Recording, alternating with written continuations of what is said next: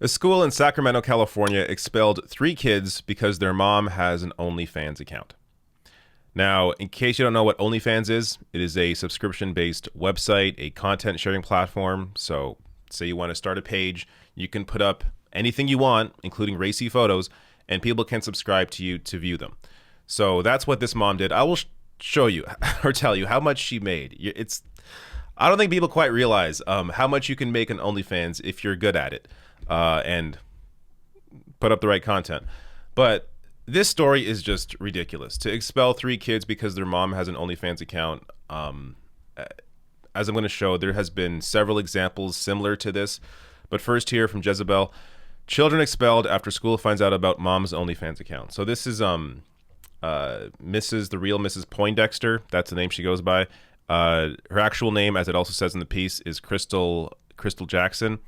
Now, as I said, there are similar stories to this. Back in April, a year ago, there was a mechanic who was fired for having an OnlyFans account. There was an EMT in New York who was shamed by the New York Post for having an OnlyFans account. Luckily, the EMT was not fired because of this. But let me get now into this story and Crystal Jackson's story and why she has this page to begin with.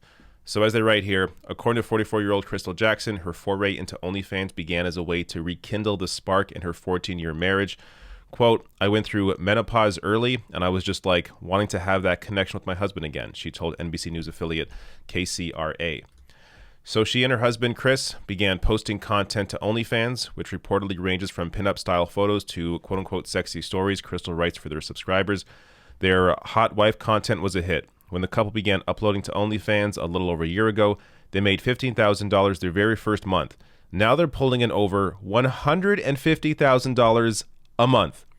Jackson's Instagram account under the alias Mrs. Poindexter boasts over 500,000 followers. $50,000 a month. $150,000 a month. If this YouTube thing doesn't work out, I'll think about it. But that's incredible. Now, this is where things took a turn.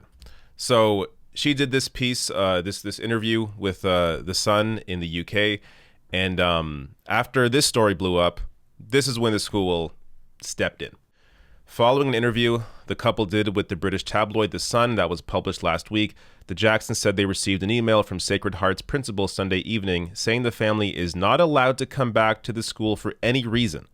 That email, shared with KCRA 3 by the Jacksons, read in part, quote, your apparent quest for high-profile controversy in support of your adult website is in direct conflict with what we hope to impart to our students and is directly opposed to the policies laid out in our parent/student handbook.